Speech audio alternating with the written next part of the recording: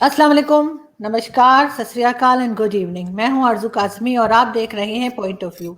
आज ही हम ज़रा बात करेंगे मुस्लिम्स की, ख़ास तौर पे उनकी एजुकेशन के बारे में कि आखिर जो इस्लामिक कंट्रीज़ हैं और हम जिनको जानते हैं ज़्यादातर तो खैर अरब्स भी हैं और दूसरे, लेकिन हिंदुस्तान पाकिस्तान के मुसलमान भी और बांग्लादेश को खैर हम थोड़ा सा साइड पे कर देते हैं, इसलिए कि उन्होंने ज़रूर इस चीज़ में आगे बढ़े हैं कि उन्होंने एजुकेशन हासिल की है ज़्यादा और हम उन्हें कई फील्ड्स में जो है आगे बढ़ते हुए देख रहे हैं। लेकिन हिंदुस्तान पाकिस्तान और बाकी दुनिया में जो मुस्लिम्स हैं हमारे यहाँ, अगर हम सबको देखें तो जो 100 बेस्ट अगर हम कहें कि यूनिवर्सिटीज़ उनमें से एक भी इस्लामिक कंट्री की नहीं है।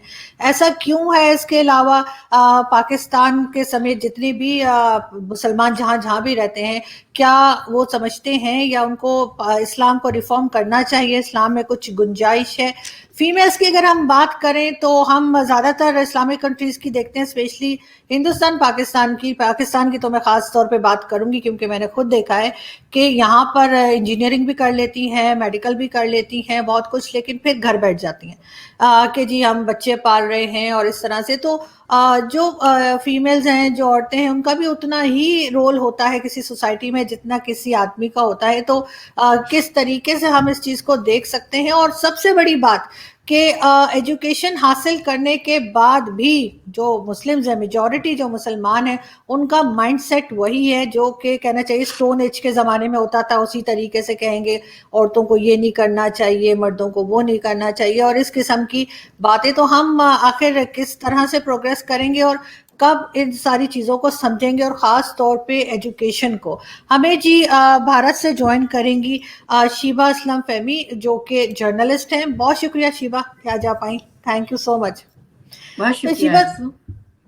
सबसे पहले मैं आपसे समझना चाहूँगी, क्योंकि आप जर्नलिस्ट भी हैं और वर्किंग जर्नलिस्ट हैं। बहुत अच्छी बात है कि फीमेल्स जो है वो एजुकेशन के अलावा जो है इस तरह की मीडिया फील्ड में भी आई हैं और आगे बढ़ के काम करें। हमारे यहाँ भी कई फीमेल जर्नलिस्ट ऐसी हैं जो अच्छा काम कर रही हैं, लेकिन खैर बहुत कम तादाद में है। आपके ख्याल से अगर हम सबसे पहले फीमेल्स की बात करें तो जैसा मैंने कहा, बहुत सी तो खैर मेरे अपनी फैमिली की ऐसी हैं कि इंजीनियरिंग की, मेडिकल किया और फिर घर बैठ गई।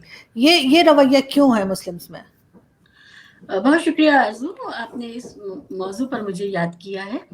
देखिए, ये तो दो कई तरह की चीज़ें हो सकती हैं इसके पीछे। मैं भी अपने वालिद साहब के एक दोस्त हैं, उनकी बेटी का मामला जानती हूँ। वो एमबीबीएस डॉक्टर हैं और आपके शहर इलाहाबाद की ही फैमिली है वो। और वहाँ से मेरे हम-उम्र हैं और उन्होंने मेडिकल की पढ़ाई करी और हस्बैंड भी डॉक्टर हैं। और पढ़ाई के बाद शादी हुई और शादी के बाद हस्बैंड ने कहा कि मैं सफिशिएंट कमा रहा हूँ, तुम्हें ज़रूरत नहीं है प्रैक्टिस करने की, और उन्होंने घर बिठा दिया। तो एक तो ये मिसाल हमारे बहुत करीब की मिसाल है। कई मामलों में यही होता है कि बीवियाँ जो हैं अपने शौहरों के हिसाब से अपनी ज़िंदगी को ढालती हैं और उसमें अक्सर वो ये फ़ैसले कर लेती हैं, जैसे मान लीजिए अगर ट्रांसफ़रेबल पोस्ट है तो ये होता है। और कई मामलों में तो शादियाँ ऐसे घरों में हो जाती हैं कि उनके यहाँ ये बहुत गैर महज़ब है कि लड़की कमा के लाए, घर में औरत कमा के लाए और उसकी कमाई खाई जाए। तो ये इस तरह के जो रवैये हैं, वो हिंदुस्तान के मुसलमानों में भी हैं, दीगर लोगों में भी हैं। हिंदुस्तान के मुसलमानों में ज़्यादा हैं, क्योंकि हमारे यहाँ एक तरह का माइनॉरिटीज़्म भी है, तो हम शनाख्त को लेकर के एक बहुत दकियानूसी सोच के भी शिकार रहे हैं। लेकिन बहरहाल चीज़ें अब बदल रही हैं। अब बायोडाटा में लड़के वर्किंग वाइफ चाहते हैं, लिखते हैं मुसलमान, तो इससे फ़र्क पड़ रहा है। लेकिन शिवा, ये कहना कि हस्बैंड ने कहा कि जी आप प्रैक्टिस ना करें, जबकि ये तो देखकर शादियां करते हैं आजकल तो कि जी अगर कोई मेडिकल में है तो वहीं पे वो देखते हैं कि कोई डॉक्टर ही मिल जाए। और वैसे तो देखा जाए तो हमारे यहाँ तो हमने देखा है कि बड़ी जैसे कहते हैं औरत राज चल रहा होता है घर के अंदर, कि उनकी मर्जी के बगैर कुछ नहीं होगा। तो मुझे हैरत होती है कि जिस वक्त कोई भी लड़की या औरत ये कहे कि जी मेरे हस्बैंड ने मना कर दिया था तो इसलिए मैंने जो है वो मेडिकल के बाद या इंजीनियरिंग के बाद काम नहीं किया, जबकि वो मियाँ साहब जो हैं वो तो उनकी मर्जी के बगैर एक प्याला चाय नहीं पी पाते। ऐसे तो अब कई ये मेरे नहीं है। घर में भी, मेरे फैमिली में भी मौजूद है जी। आरज़ू, हिंदुस्तान बहुत बदल गया है और हिंदुस्तान का मुस्लिम मुआशरा भी बहुत बदल गया है। अब ऐसा नहीं है कि बल्कि लड़कियों को पढ़ाने के लिए माँ-बाप ज़्यादा जद्दोजहद कर रहे हैं। اور پڑھائی کو लेकर के हिंदुस्तानी मुसलमानों में एक रुझान पिछले 20-25 साल से तो कम से कम नुमाया है कि गली गली में स्कूल खुल रहे हैं, बच्चियां भी स्कूल जा रही हैं, वो साइकिल चला के स्कूल जा रही हैं, वो स्कूटी चला के स्कूल जा रही हैं, कॉलेज जा रही हैं। तो अब हिंदुस्तान के मुसलमानों के बीच में तालीम को लेकर के जो बेदारी है और उसकी अहमियत को लेकर के वो खास मतलब वो नोटिसेबल है, आप उसको नज़रअंदाज नहीं कर सकते। बल्कि अक्सर शिकायत ये है कि पब्लिक एजुकेशन सिस्टम जो है सरकार की तरफ से जो होना चाहिए था वो कई जगह काफ़ी नहीं है, और उसकी ये मांग है वहाँ की कम्युनिटीज़ की, लोकल कम्युनिटीज़ की, कि अगर हमारे पास बच्चियों को आगे पढ़ाने के लिए इदारे होते वहाँ पर तो हम आगे भी पढ़ाते। लेकिन बिहार से, उड़ीसा से, बंगाल से और दीगर नॉर्थ ईस्ट के इलाकों से हिंदू मुसलमान सब लड़कियां पढ़ने के लिए बड़े शहरों में आती हैं, अकेली रहती हैं, पीजी एकोमोडेशन में, किराए में, हॉस्टल में, और वो पढ़ रही हैं। तो हिंदुस्तान में बहुत बेदारी आई है। आप बिल्कुल ठीक कह रही हैं, लेकिन शीबा एक चीज हमें और जो है हमेशा से बताई गई कि जी एजुकेशन इसलिए भी इम्पोर्टेंट है, ना सिर्फ लड़कियों के लिए बल्कि लड़कों के लिए भी, हर किसी के लिए, कि हमारे जहन खुले, हम दुनिया को समझ सकें, हम चीजों में तमीज कर सकें कि अच्छा बुरा क्या है। लेकिन हमने देखा कि बहुत से लोग ऐसे हैं, खासतौर पे अगर मैं सिर्फ पाकिस्तान की बात करूं क्योंकि ज्यादा मैंने यहीं पे लोगों को जाहिर है ऑब्जर्व किया है, कि चाहे वो कहीं से भी पढ़कर आए हो, ऑक्सफोर्ड से पढ़कर आए हो या कहीं से भी, हमारे मिनिस्टर्स भी लगे हुए हैं, और कई उनके जहन नहीं खुलते, वो बात वही करते हैं जैसे कोई स्टोन एज की बात कर रहे हैं कि औरतों को ऐसे रहना चाहिए, हर चीज में मजहब लेके आ जाएंगे चाहे जरूरत है या नहीं है। ये चीज क्यों मुसलमान जो है इसमें क्यों आगे नहीं बढ़ते? जो हमारे पास इंटरप्रिटेशंस थे मजहबी टेक्स्ट के, उनको मैं इन रवैयों के लिए खासा जिम्मेदार मानती हूँ कि जो इंटरप्रेट किया गया, जो ट्रांसलेट किया गया लेटर स्टेजेस में, उसमें ख़ास तौर पे एक जो लोकल पैट्रियार्कल कल्चर था उसको तरजीह दे दी गई और उसी को इस्लाम बता दिया गया। जो इस्लामिक आइडियल टाइप है वो हर माशरे में आप देखिए मुख्तलिफ है, वो वहाँ के ट्राइबल या लोकल कल्चर में व्यवस्थ है, और हम लोग ये समझते हैं कि जो यहाँ का हमारा जो परंपरा है, जो ट्रेडिशन है, वही इस्लाम है। ये पूरी कल्चरल सोसाइटीज़ का प्रॉब्लम है, जो खासकर एशिया और अफ्रीका की कल्चरल सोसाइटीज़ हैं, उनका ये प्रॉब्लम रहा है। एक बात और है, जो हमारा इमीडिएट कॉलोनियल पास्ट है उसका भी बहुत सारा इसमें कहना चाहिए योगदान रहेगा। ये क्योंकि जब हमारे ऊपर बाहर से मास्टर्स आ गए तो हमारे समाजों में अपने खुद मुख्तारी के जो एरियाज थे वो कम से कम होते गए, और ऐसी सिचुएशन में सिर्फ घर बचा जिस पर वो हुकूमत करना चाहते थे। तो घर की जो जिंदगी है उस पर हुकूमत करने की जो एक कोशिश थी, उसके तहत भी एक दूसरी तरह का मर्दवाद या पैट्रियार्की एस्टैब्लिश होती है घरों के अंदर। और ये आप देखेंगे कि जो कॉलोनियल पास्ट वाले माशरे हैं, इंडिया, पाकिस्तान, बांग्लादेश के साथ साथ आप दूसरी जगह पर भी देखें, वहाँ पर भी आप इसको पाएंगे कि आप इकोनॉमिक्स में आप कुछ कर नहीं सकते क्योंकि वो दूसरे मास्टर्स हैं, मालिक हैं, वो कर रहे थे। वो आप लीगल अरीना में कुछ कर नहीं सकते, आप पॉलिटिकल अरीना में कुछ कर नहीं सकते, तो आपकी लाइफ जो है वो महदूद हो गई थी। हुकूमत आप सिर्फ घर पे करने लगे थे। तो ये भी एक कॉलोनियल बैगेज भी है हमारे साथ। बिल्कुल, लेकिन साथ साथ ये भी देखा है, जैसे सऊदी अरब में अगर आप चेक करें तो उन्होंने कई चीज़ों में वो रिफॉर्म्स में जो है वो जाना चाह रहे हैं और कई चीज़ों में वो बात कर रहे हैं, हदीसों की भी बात की उन्होंने। आपको लगता है कि इस्लाम में सवाल की इजाज़त होनी चाहिए? बिल्कुल, सवाल की इजाज़त होनी चाहिए, किसी भी हद तक सवाल पूछे जाएं और उन पर बात हो और पूरा माशरा उस पर बात करे। हमारे यहाँ बहुत सारी चीज़ें ऐसी हैं जो इंटरप्रिटेशन के का शिकार हो गई और ये कह दिया गया कि हमारे बुजुर्ग ऐसा करते थे, हमारे उस्ताद ऐसा करते थे या हमारे माँ बाप ऐसा करते थे। अगर आप रसूलुल्लाह सल्लल्लाहु अलैहि वसल्लम का आखिरी खुतबा भी याद फरमाएंगी तो उसमें उन्होंने कहा कि मुझे वो लोग सख्त नापसंद हैं जो ये हवाला दे करके अपनी तकलीदी प्रैक्टिसेस नहीं छोड़ रहे हैं कि हमारे बाप दादे ऐसा करते थे इसलिए। तो वो तो बाप दादे की प्रैक्टिस छुड़वा करके नई प्रैक्टिस कराने और रिफॉर्म मूवमेंट चलाने ही आए थे ना। तो इस वजह से, और फिर ये बातें बहुत दूर तक जाती हैं इनको लेकर के जब आप बात करती हैं तो हर मज़हब में कुछ ना कुछ ऐसी चीज़ें हैं, जो कुछ ऐसी बिलीफ्स हैं जिनको जो एक तरह से सैक्रोसेंट हो जाती हैं या जिन पर आप बात नहीं कर पाते होते हैं। तो ये अभी हमारी तैयारी उतनी नहीं उन तक पहुँचने की, उन पर बात करने की। इसका मतलब ये नहीं है कि आप जो है उनको पर्दे में छुपा दें। धीरे-धीरे इस्लाम क्योंकि सबसे बाद में आया है, तो वो सबसे ज़्यादा स्क्रूटिनी का भी शिकार होगा, क्योंकि वो अभी उसकी याददाश्त, ह्यूमैनिटी की याददाश्त में वो ताज़ा है, तो बहुत सारी चीज़ें स्क्रूटिनी का शिकार होंगी। बहुत सारी चीज़ों में आपको अपने आप को तैयार करना पड़ेगा, और उसका रैशनल अगर आपके पास जवाब है तो आप सामने लाइए, नहीं तो और तहकीक करिए कि आप पता करिए कि ये मामला क्या है। हर साइंस के भी हर सवाल का जवाब हमारे पास नहीं है, तो जो मेटाफिजिक्स हैं, बाकी की सब्जेक्ट्स हैं, उनका भी हो सकता है अभी हम आगे बढ़ रहे हो। लेकिन यहाँ तो बहुत सारे जो हमारे सो कॉल्ड रिलीजियस स्कॉलर्स हैं या मौलाना साहब हैं, बल्कि इंडिया के भी, वो तो ये कहते हैं कि जी इस्लाम तो जब हजरत आदम आए थे तभी आ गया था। वो इस जी बात को मानने को तैयार ही नहीं है कि जी इस्लाम जो है वो काफी बाद में आया है। और उससे उसके साथ ही साथ वो हमें ये भी बताते हैं कि जी जन्नत पे भी हमारा कॉपीराइट है, कोई उधर नहीं जाएगा सिवाय मुस्लिम्स के। तो ये सारी चीजें अभी आजकल के जमाने में जो नई हमारी जनरेशन है, क्या वो एक्सेप्ट कर रही है? क्या उसको इस बात का एहसास है कि हम क्या बात कर रहे हैं, हम क्या सुन रहे हैं और असल हकीकत क्या है? देखिए, आपने 2-3 एक चीज़ें एक साथ उठाई हैं, लेकिन वो जुड़ी हुई हैं आपस में। जो हमारे मौलाना हैं, मैंने इसीलिए आपसे कहा कि जो कॉलोनियल पास्ट है ना, सबसे बुनियादी शिकार तो यही लोग हुए। इनको पता था कि अब ये किसी भी तरह से समाज में किसी रोल को अदा करने लायक नहीं हुए। तो ये अंदर ही अंदर एक तरह से इन्वर्टेड लुकिंग समाज बन गया, और ये अंदर ही अंदर अपनी हल्के बनाने के लिए, अपनी धाक जमाने के लिए अपनी-अपनी तरह के इंटरप्रिटेशंस कर रहे थे।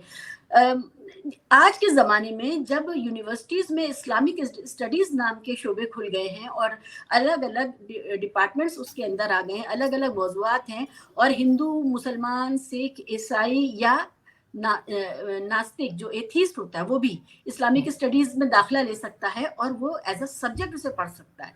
ठीक है? तो ऐसे दौर में अब जो नई वो है, जो रिसर्च है, आप उसको देखिए, वो कितनी शानदार है। उसमें कितने हर तरह से सवाल किया जा रहा है इस्लामिक बिलीफ्स पर। आपने कहा जो आदम अलैहिस्सलाम, बल्कि आदम क्या, वो तो ये मानते हैं ना कि वो तो जन्नत कैसे शुरू करते हैं, और फिर वो आदम अलैहिस्सलाम को कैसे उस पे ज़मीन पे भेजा गया, वगैरह। ये ये कोई मसला नहीं है, क्योंकि इस्लाम तो एक अब्राहमिक ट्रेडिशन का ही हिस्सा अपने को पहले दिन से डिक्लेयर करता है। परेशानी ये है कि जो प्रॉफिट के जो उन्होंने जो आपको वैल्यू सिस्टम दिया है, उस वैल्यू सिस्टम को उनकी जो सुन्ना है उसको आप कैसे इंटरप्रेट करें, और कुरान को कैसे आप यूज करेंगे अपनी आज की जिंदगी में। इन लोगों ने आसान तरीका बताया, हदीसें लिखो और हदीसों को गढ़ो, और उसको कह दो कि वो तो सुन्नत और कुरान से भी ज्यादा ऊपर हैं, और उनकी फौकियत रहेगी। जितने भी रिलीजियस स्कॉलर्स हैं आज के, वो इसीलिए हदीस को तर्क कर रहे हैं अब हदीस को। और हम, जैसे मैं इस्लामिक फेमिनिस्ट हूँ बाय एजुकेशन, तो हम सारे लोग जो इस्लामिक फेमिनिस्ट हैं, जो इस्लाम को जो एक पूरी स्कॉलरशिप है जो इस नज़रिए से इस्लाम को देख रही है कि कैसे इस्लाम एक मुसलमान औरतों के लिए या औरतों के लिए एक रिफॉर्म मूवमेंट की तरह आया, सारे हुकूक देने के लिए आया, और with in the framework of Islam आप सारे हुकूक पा सकते हैं, एक इंसानी हुकूक। तो हम लोग तो क्वेश्चन ही यही कर रहे हैं कि आप जो आपके जो इंटरप्रिटेशंस हैं, वो सिर्फ और सिर्फ आपका इंटरेस्ट सर्व करने के लिए हैं, कि आप मर्दवादी। एक चीज याद रखने की है कि देखिए, जितने भी ऑर्गेनाइज्ड रिलीजन्स हैं अभी हमारे सामने, वो सब के सब वजूद में आए उससे पहले पैट्रियार्की अपना घेरा डाल चुकी थी, पैट्रियार्की एस्टैब्लिश हो चुकी थी। उसके चौहद्दी के अंदर ही ये सारे मूवमेंट्स आए। हमारा वेस्टर्न फेमिनिज्म भी उसी के अंदर है, हमारा डेमोक्रेसी भी उसी के अंदर है, हमारे दूसरे जो इमेंसिपेटरी मूवमेंट्स हैं वो सब उसी के अंदर ऑपरेट कर रहे हैं, उसी पैट्रियार्की के अंदर। हमारा चैलेंज ही यही है। देखिए मौलाना क्या कहते हैं, मौलाना कहते हैं भाई हमने आपके साथ कोई नाइंसाफी नहीं की है, वो तो अल्लाह का हुक्म है, अल्लाह ने ही आपको दोयम दर्जे का बनाया है, या अल्लाह ही ने आपको हुकूक नहीं दिए हैं, या अल्लाह ने आपके साथ ही कटौती कर दी, हम क्या करें। ये जो रवैया है, کہ بھائی ہم تو معصوم ہیں, ہم تو اللہ کا حکم صرف بجا لا رہے ہیں اور وہی آپ کے ساتھ ناانصافی کر رہا ہے. ہمیں یہاں سے شروع کرنے کی ضرورت ہے کہ بس آپ جو ہیں اللہ میاں کے ایجنٹس نہیں ہیں, اور اللہ میاں آپ سے ڈائریکٹلی کچھ بھی ایکسکلوسیولی آپ کو نہیں دے رہا. وہاں تو ہر جگہ فرد کی بات ہے, انسان کی بات ہے. تو انسان کو جو کچھ بھی دیا گیا ہے وہ انسان کو دیا گیا ہے. صرف بیوی اور شوہر کے رشتوں میں مردوں پر ڈیوٹیز ڈالی گئی ہیں, عورتوں کو حقوق دیے گئے, بس یہاں پر فرق آیا ہے. اور ایک یہ کہ والدین کے حوالے سے ایک فوقیت ہے کہ ماں کے پیروں کے نیچے جنت ہے. باقی تو ہر جگہ قرآن جو ہے فرد سے کلام کر رہا ہے, جو پڑھنے والا ہے اس سے وہ اس کو رجوع کر رہا ہے. لیکن اگر کسی کے بچے نہیں ہیں تو پھر کیا, اس کے پاؤں کے نیچے کیا ہوگی؟ چپل ہوگی. ایک مطلب عجیب سی باتیں ہمارے یہاں بتائی جاتی ہیں, لیکن ساتھ ہی ہمیں یہودیوں سے نفرت سکھائی جاتی ہے, جبکہ ہم تو ان کی کتاب کو بھی مانتے ہیں. اور اس کے بعد یہ کہنا کہ نہیں وہ اسلام کے پیچھے پڑے ہیں, وہ اسلام کو ختم کرنے کے لیے, جبکہ وہ ایجوکیشن میں اور دوسری کئی چیزوں میں کتنے آگے ہیں. تو بجائے ان سے کچھ سیکھنے کے, کیوں آپ کے خیال سے مسلمان ہر وقت ہر چیز پہ, خاص طور پہ پاکستان میں یہودیوں کی سازش چل رہی ہوتی ہے؟ اپنی ناکامیوں کو چھپانے کے لیے اگر ٹھیکرا کسی اور پہ پھوڑنا ہے تو یہ ہمیشہ ہوتا ہے, یہ آج کی بات نہیں ہے, اور یہ ہر سماج کر رہا ہوتا ہے. آپ یہاں یہودی کہے جاتے ہیں, ہمارے یہاں کچھ اور کہے جاتے ہیں, ہمارے یہاں ودن مسلمان شیعہ سنی چلتا رہتا ہے. تو یہ تو دیکھیے, میں تو ہمیشہ یہ سوال کرتی ہوں کہ بھائی اگر آپ کو پتا ہے کہ یہ سازش ہے اور آپ جان رہے ہیں کس کی سازش ہے, تو آپ پر کیا خدا کی مار ہے کہ آپ سازش کا شکار ہو جاتے ہیں ہر بار؟ آپ مت ہو جائیے شکار, آپ بہتر سازش کر لیجیے. تو آپ کیا مینٹلی ریٹارڈیڈ ہیں, کیا ہیں آپ کہ آپ سے لگاتار ہر دوسری آئیڈینٹی آپ سے سازش کرتی ہے اور جیت جاتی ہے, اور آپ ہار رہے ہیں. یہ دیکھیے, یہ ایک ہاری ہوئی قوم جو اپنے آپ کو اپنی غلطیوں سے نہ سیکھے اور اپنے آپ کو تبدیل نہ کرنا چاہے, وہ اس طرح کے بہانے ڈھونڈتی ہے. یہ بہت پھوڑ ہے. یہ تو بول چال کی زبان میں ہم لوگ اسکالرلی ڈیبیٹس میں ان چیزوں کو کنسیڈر نہیں کرتے ہیں. ہم جانتے ہیں جیسے صدام حسین کا جب جنگ ہو رہی تھی امریکہ کے ساتھ میں اور نیٹو کے ساتھ میں, تو یہاں پر مسلمان دعا مانگ رہے تھے کہ اللہ کرے یہ امریکہ کے جہازوں میں کیڑے پڑے. تو یہ وہ والا لیول ہے, اس پر نہیں جانا چاہیے. نہیں بالکل آپ ٹھیک کہہ رہی ہیں, لیکن شیبہ ساتھ ساتھ ہم یہ بھی دیکھتے ہیں کہ چاہے وہ ہندوستان ہو یا پاکستان ہو, ہمارے یہاں اگر آپ بلکہ یو اے ای اور سعودی عرب شاید میں کہوں تو بہتر ہوگا کہ وہاں پر نماز کے بعد مسجدیں بند کر دی جاتی ہیں, لاؤڈ سپیکر استعمال نہیں ہو سکتا. ہمارے یہاں جو ہے وہ لاؤڈ سپیکر کسی وقت بھی جب مولانا صاحب کا دل کرتا ہے وہ اپنا بھاشن شروع کر دیتے ہیں. تو یہ لاؤڈ سپیکرز کے اوپر کسی قسم کا بین ہونا چاہیے, ہر ہندوستان پاکستان میں اس چیز کو منع کرنا چاہیے. اور ساتھ ہی جو محمد بن سلمان بات کر رہے ہیں, جس طرح سے وہ کہہ رہے ہیں کہ جی میں 5 سال کے بعد یورپ بنا دوں گا سعودی عرب کو, ہمیں انہوں نے کسی اور طرف طالبان پہ لگا دیا اور خود وہ یورپ بننے جا رہے ہیں. یہ ویسے مجھے ان سے بڑی شکایت ہے. تو آپ کے خیال سے کہ کیا اس چیز کو آگے فالو کرنا چاہیے کہ واقعی لاؤڈ سپیکر سب سے پہلے ان کے بند کروائے جائیں, اور یا یہ کہا جائے کہ جی صبح اذان کے, حالانکہ وہ میرے خیال ہے اس زمانے میں ہوتا ہوگا جب بہت کم مساجد ہوتی تھی, اب تو ہر جگہ, میں اسلام آباد میں ہوں اور ہر سیکٹر میں 2-2 4-4 مسجدیں خواہ خواہی بنا رکھی ہے, قبضہ کر کے مسجدیں بنی ہوئی ہیں. اب سپریم کورٹ کہہ رہا ہے کہ جن کو گرا دیں, تو سب باہر آگے سب کا ایمان جاگ گیا کہ جی کیسے مسجد گرائی جائے, جبکہ وہ ایک زبردستی چوری کی زمین پہ بنائی ہوئی ہے. لیکن آپ سمجھتی ہیں کہ لاؤڈ سپیکر اور اس طرح کی چیزیں بند ہونی چاہیے؟ لاؤڈ اسپیکر کی مخالفت تو سب سے پہلے مولویوں نے ہی کی تھی, اور انہوں نے کہا تھا کہ یہ سازش ہے اور یہ یہودیوں کا سسٹم ہے اور اس سے اسلام پر حرف آئے گا. اور یہ لاؤڈ اسپیکر ہی کیوں, یہ ہے برق ہے, یہ جو روشنی ہے, الیکٹریسٹی ہے, اس کی بھی مخالفت کی تھی. تو اسلام میں لاؤڈ اسپیکر بھی نہیں ہے اور یہ آرٹیفیشل بجلی بھی نہیں ہے, روشنی بھی نہیں ہے. تو یہ لوگ تو مانتے نہیں. دیکھیں یہ بہت منافقت والی باتیں ہیں یہ سب کرنا. اور جہاں تک آج کی دنیا کا سوال ہے, آپ کو جو ڈیسیبل لیول جو الاؤڈ ہے اس سے زیادہ کسی بھی طرح کی آواز ہو وہ پریشان کرتی ہے, وہ نہیں ہونی چاہیے.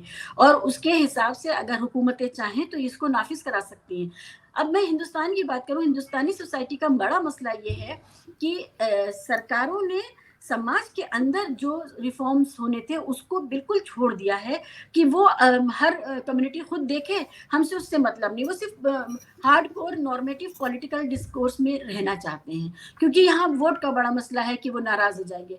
तो यहाँ अजानों के डेसिबल साउंड से लेकर के जो जागरण जगराते और जो होते हैं दूसरे मजाहिब के, उसमें भी ये जो डिसबैलेंस है उसको कंट्रोल नहीं कर पा रहे हैं। ये पॉपुलिज्म का प्रॉब्लम है, ये ना इस्लाम का प्रॉब्लम है ना हिंदुइज्म का प्रॉब्लम है, ये पॉपुलिज्म का प्रॉब्लम है। और अच्छा ये होगा कि मौलाना खुद तय करे कि हम मुहज्जब लेवल पर लेके आएंगे इस आवाज़ को, और ऐसा रखेंगे कि किसी को इससे परेशानी ना हो।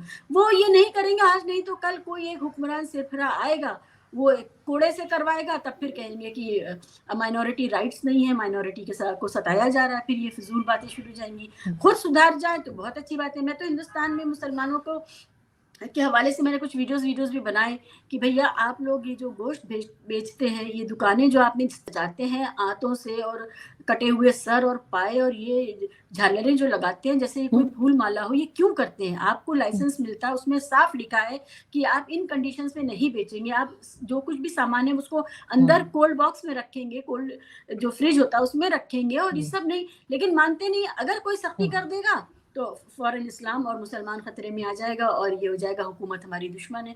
तो जब आप खुद से नहीं करेंगे तो आपको चाबुक से कराया जाएगा, फिर बुरा लगेगा। ये मैं पाकिस्तान नहीं कभी गई, लेकिन अगर पाकिस्तान में भी यही हाल है तो आपको तो किसी का कोई खतरा ही नहीं है। आप तो कम से कम अच्छे मुस्तनद फैसले लीजिए अपने कौम के लिए, अपने नेशन के लिए। नहीं, बिल्कुल आप ठीक कह रही हैं, और पाकिस्तान में वाकई यही हाल है। अगर आप कहीं मार्केट में जाएं आपको पता लग जाएगा गोश्त की दुकान कौन सी है। लेकिन साथ साथ मैं लास्ट में आपसे ये जरूर पूछना चाहूंगी कि आखिर ये मुसलमान जो हैं इनकी पॉपुलेशन इतनी ज्यादा कैसे बढ़ती जा रही है, ये कोई इस पे तैयार नहीं होता। कई बार पाकिस्तान में गवर्नमेंट तक ने कोशिश की, एडवर्टाइजमेंट चलाए टीवी चैनल्स पे, वो उस पे भी इस्लाम खतरे में आ गया कि जी किस किस्म के इश्तिहार चलाए जा रहे हैं। हिंदुस्तान के बारे में भी मैंने एक दो जगह पे सुना, स्टेटमेंट सुनी जो वहाँ के पॉलिटिकल लीडर्स हैं मुस्लिम्स के, जी हम इतने ज्यादा मुसलमान बना देंगे कि हिंदू माइनॉरिटी में चले जाएंगे और हम मेजोरिटी में आ जाएंगे। मतलब अजीब किस्म के लतीफे हैं। लेकिन यहाँ पे मैं ये पूछना चाहूंगी, आखिर मुसलमान कहीं के भी हों, हिंदुस्तान पाकिस्तान या कहीं के, ये इतने ज्यादा बच्चे क्यों पैदा करते हैं और ये पॉपुलेशन कंट्रोल क्यों नहीं करते? सिर्फ यही एक एंटरटेनमेंट है इनके लिए? अच्छा आरजू, मैं आपको इत्तला दूं फिर कि हिंदुस्तान में जो सबसे ज्यादा तेजी से फैमिली प्लानिंग अडॉप्ट करने वाली जो कम्युनिटी है वो मुस्लिम्स की है। मुस्लिम्स ने अपनी जो रफ्तार है, जो फैमिली जो आबादी है, उस पर सबसे जो तेजी से कंट्रोल किया है, और उसमें ये लगातार ये फीसद बढ़ रहा है जिसमें मुसलमान जो हैं वो तय कर। जैसे मेरे आसपास मेरे खानदान में किसी के भी एक से ज्यादा बच्चा नहीं है, मतलब 2 बच्चे नहीं हो रहे हैं। तो एक तो ये इस तरह का। दूसरा ये कि हिंदुस्तान में देखिए फैमिली प्लानिंग जो है ना, उसका सबसे सही और असरदार तरीका है एजुकेशन। आप खवातीन को एजुकेट कर दीजिए, रिप्रोडक्टिव हेल्थ के बारे में बता दीजिए, और जो प्राइमरी रिप्रोडक्टिव हेल्थ सेंटर्स हैं खवातीन के, वो आप मुहैया करा दीजिए, अपने आप उस पे फैमिली प्लानिंग होने लगेगी। फैमिली प्लानिंग के मेजर्स ही नहीं होते बहुत जगह पर। और हिंदुस्तान जिस तरह की बड़ी आबादी, अभी भी आप देखें, सिर्फ जो क्लास का इसमें बहुत बड़ा सवाल है कि किस तबके में बच्चे पैदा हो रहे हैं। तो ये भी एक मसला है कि उन जो तबके जहाँ पर बच्चे ज़्यादा पैदा हो रहे हैं वहाँ पर प्राइमरी हेल्थ सेंटर्स जो हैं वो कम हैं या इफेक्टिवली ऑपरेट नहीं कर रहे हैं, तो भी है। तो हिंदुस्तान के हवाले से भारत के मुसलमान फैमिली प्लानिंग अडॉप्ट करने वाले, तेज़ी से अडॉप्ट करने वाले नंबर 1 कम्युनिटी बन गई है। और अभी तो थोड़े दिन में हिंदुस्तान की जो आबादी है उसके लिए हम लोग रिप्लेसमेंट रेशो पे आ गए हैं, यानी कि अब इससे कम हुआ तो हमारे यहाँ बूढ़ों की तादाद अगले 25-30 साल में ज्यादा हो जाएगी और उनकी केयर करने वाले नौजवान कम हो जाएंगे। तो हम लोग रिप्लेसमेंट लेवल पर अभी खड़े हुए हैं, 2 लोग मरे तो 2 लोग पैदा हो, वो वाला है। मुसलमानों का जो सवाल है, जैसे जैसे मुसलमान औरतें पढ़ लिख रही हैं और उनके हाथ में उनकी जिंदगी की बागडोर आ रही है, वैसे वैसे ये हो रहा है। तीसरी बात, अर्बनाइजेशन का भी एक बहुत बड़ा रोल है इसमें कि मियाँ बीवी दोनों लोग काम कर रहे हैं, न्यूक्लियर फैमिलीज हैं, बच्चों को रख रखाव का कुछ इंतजाम नहीं है, तो वो हिंदू मुसलमान सिख ईसाई सभी जो अर्बन सेंटर्स के जो नौजवान हैं वो बच्चे نہیں پیدا کر رہے ہیں وہ. اور دوسرا میریجبل ایج جو ہے وہ بہت آگے جا چکی ہے. بھارت میں لڑکیاں 30 کے بعد شادی کر رہی ہیں, تو اس وجہ سے بھی, اور اس میں یہ ہندو مسلمان سبھی لڑکیاں ہیں, تو اس وجہ سے بھی روک لگی ہے. فیملی پلاننگ اپنے آپ ہو رہی ہے, کسی کو زبردستی کرنے کی ضرورت نہیں ہے. ہمارے یہاں جو آپ آوازیں سن رہے ہیں کہ مسلمان, یہ ایک پولیٹیکل کلاس ہے, اور وہ ٹی وی پہ جو بھڑا رہتا ہے جو کلاس, اور وہ ایک دوسرے سے ایک مطلب ڈرا کر کے اپنے اپنے لوگوں کو ایک جگہ اکٹھا کرنا چاہتا ہے کہ بھائی ڈرو سامنے والے سے, اپنے پڑوسی سے. یہ ڈرانے والی جو سیاست ہے یہ اس کا حصہ ہے. جو ہماری گراؤنڈ ریالٹی ہے, جو سرکاری آنکڑے ہیں, اس میں بہت اچھے ٹرینڈز آ رہے ہیں. تو مجھے تو بہت امید ہے. مجھے اچھی بات ہے اگر آپ ایسا سمجھتی ہیں, کیونکہ مجھے پاکستان میں کوئی امید نہیں ہے, اس نہیں, لیے یہ کہ فیکٹس پاکستان ہیں میں تو آرزو. میں اس کی ایکسپرٹ نہیں ہوں, لیکن ایز ہاں اے پولیٹیکل سائنس اسٹوڈنٹ میں آپ سے بات کروں, یہ فیکٹس ہیں, بھارت سرکار کے فیکٹس ہیں کہ سب سے تیزی سے فیملی پلاننگ اڈاپٹ کرنے والی کمیونٹی مسلمان ہے اب. نہیں, بہت اچھی بات ہے, میں یہی کہہ رہی ہوں, اگر ایسا ہے تو بہت اچھی بات ہے, کیونکہ پاکستان میں تو ایسا کچھ نہیں ہے. اور یہاں تو ایسی بات نہیں ہے کہ کوئی پڑھا لکھا نہیں ہے یا بہت ہائر ایجوکیشن نہیں لی, اس وجہ سے ایسا نہیں ہے. کوئی ڈاکٹر انجینئر بھی اگر ہوں گے تو 4 سے کم بچے ہوتے ہیں تو ایک دوسرے پہ شک کرتے ہیں کہ پتہ نہیں میاں بیوی میں کوئی گڑبڑ لگتی ہے. اور اگر 2 ہی بچے ہوتے ہیں تو ہم لوگ کہتے ہیں اچھا بس 2 ہی ہیں. تو ہمارے یہاں تو 4 سے پہلے جو ہے وہ صحیح سمجھا ہی نہیں جاتا. تو اس لیے پاکستان میں تو بہت کم میں نے ایسا دیکھا ہے کہ کوئی یہ سوچے کہ نہیں جی بچے کم ہونے چاہیے, آپ انہیں اچھی ایجوکیشن دے پائیں گے, آپ ان کو دیکھ پائیں گے زیادہ بہتر طریقے سے. یہ چیز سمجھنے کے لیے نہ میں تو ایسے اپر کلاس مسلمان ریڈی ہے نہ کپلز لو. کو جانتی ہوں, بھارت میں ایسے مسلمان کپلز ہیں جنہوں نے طے کیا کہ وہ ایک بھی بچہ نہیں پیدا کریں گے, اور وہ مزے سے اپنے اپنے کام کر رہے ہیں, ترقی کر رہے ہیں. یہ ان کے فیصلے ہیں. تو بھارت میں شاید اربنائزیشن زیادہ ہو رہا ہے, اور یہاں کیونکہ اوور آل ماحول جو ہے اس کا بڑا اثر پڑتا ہے, وہ ہمارے یہاں کا ماحول زیادہ کنڈیوسو ہوگا. لیکن پاکستان کے تو جو لوگ ہیں, جو پاکستانی کی میں بات کر رہی ہوں, جو امریکہ, کینیڈا, یورپ, انگلینڈ, کہاں کہاں مطلب بیٹھے ہوئے, ان کے بھی 4 سے کم بچے نہیں ہیں. میرے اپنے خاندان کے لوگ ہیں, ویڈیو دیکھ کے مجھے بہت مارنے والے ہیں. تو کیونکہ ان کو کم از کم وہاں جا کے تو سمجھنا چاہیے تھا کہ بچے کم کرنے, لیکن انفارچونیٹلی ایسا نہیں ہے. اور پاکستان میں تو جیسے ہی میں نے کہا کہ کوئی گورنمنٹ آ کے اگر کسی قسم کا اشتہار لگاتی ہے یا کوشش بھی کرتی ہے کچھ اس طرح کا کام کرنے کی, تو فوراً اسلام خطرے میں پڑ جاتا ہے, اور ہمارے سارے مولوی نکل آتے ہیں کہ جی یہ نہ کیا جائے, یہ تو بڑا مطلب غلط بات ہے آپ لوگ جو کر رہے ہیں.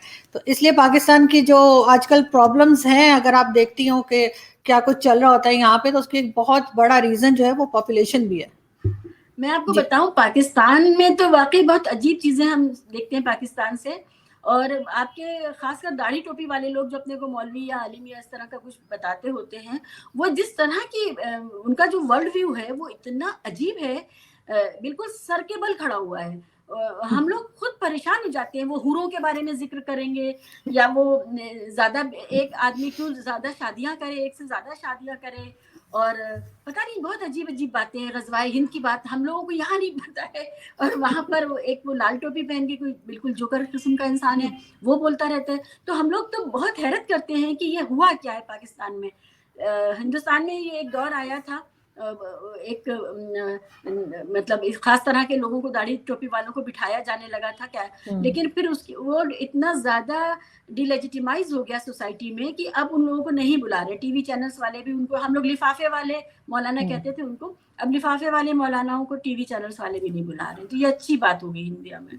لیکن یہ کہ ان لوگوں کو بھی ٹی وی والے نہیں بلا رہے. وہ جو آپ جن کی بات کر رہی ہیں, لال ٹوپی والے, زید حامد صاحب وغیرہ, یہ اسی طرح کی باتیں کرتے تھے, ان کو بھی ٹی وی والے نہیں بلا رہے. یہ بھی ٹی وی پہ آلموسٹ تقریباً اچھی بین ہے, بات. اور ان کو بھی یہاں کوئی سیریسلی نہیں لیتا. ہاں لیکن ان کی باتیں ہم سنتے ہیں, ہنسنے کے لیے ہمیں بہت اچھا لگتا ہے. لیکن پھر بھی پاکستان میں جس طرح کا ایک طالبان ٹائپ کی ایک مائنڈ سیٹ بنتا جا رہا ہے لوگوں کا, وہ کافی خطرناک ہے, اور اس کے اوپر میرا خیال ہے کہ ضرور کام کرنے کی شدید ضرورت ہے. اور اس سے صرف ایجوکیشن سے کچھ نہیں ہوگا, بلکہ مینٹلی ایجوکیشن ان کی جائے تب کچھ ہوگا, اس لیے کہ صرف مجھے کتابیں لگتا رٹ ہے لینے سے کچھ نہیں کہ ہونا. جو مدرسے ہیں اور جو دینی ادارے ہیں, ان پر آپ اسکروٹنی کریے, ان پر آپ نظر رکھیے. یہ اس طرح کے رجحان وہیں سے بنتے ہیں, اور یہ بہت ضروری ہے کہ وہ کرے, کیونکہ الٹیمیٹلی وہ صرف پاکستان کو نقصان پہنچائیں گے اور کسی کا کچھ نہیں بگاڑ پائیں گے. وہ صرف پاکستان کو کھوکھلا کریں گے. تو وہاں کے جو مدرسے ہیں, جو وہاں کے دینی ادارے ہیں, اور جو وہاں کے انٹر سیکٹیرین جو پرابلمس ہیں, وہ بہت عجیب ہیں. ہم دیکھتے ہیں کہ احمدیوں کے ساتھ اور شیعوں کے ساتھ اور الگ الگ پہچانوں کے ساتھ جو کچھ ہوتا ہے وہ بڑا افسوسناک ہے. تو مذہبی ادارے اور مدرسوں پر چیک لگائیے اور کچھ نہیں ہو سکتا. بالکل مدرسے تو خیر میں ہمیشہ سے کہتی ہوں کہ بند ہونے چاہیے، کیونکہ سب سے زیادہ جو نفرت نکل رہی ہے اور جو جس طرح کے عجیب عجیب چیزیں سکھا رہے ہیں، غلط باتیں بچوں کو، وہ مدرسے والے ہی سکھا رہے ہیں. لیکن مدرسے کو بڑا فنڈ جاتا ہے اور عام لوگ بھی دیتے ہیں اور بزنس کمیونٹی بھی دیتی ہے، لیکن یہ ہم نے خود ہی بنائے تھے، اب ہمارے کنٹرول میں نہیں آ رہے. وہ ہوتا ہے نا کہ پال تو لیا ہے، وہ اتنا سانپ اتنا بڑا ہو گیا کہ اب ہمارے خود سے بھی وہ کنٹرول میں نہیں آ رہا. لیکن کرنا پڑے گا اس کو، بہت خطرناک ہے، اس کو کرنا پڑے گا. بالکل. بہت شکریہ شیبہ کہ آج آپ نے جوائن کیا. تھینک یو سو مچ. بہت اچھا لگا آپ سے بات کر کے. Thank you. بہت شکریہ. Thank you.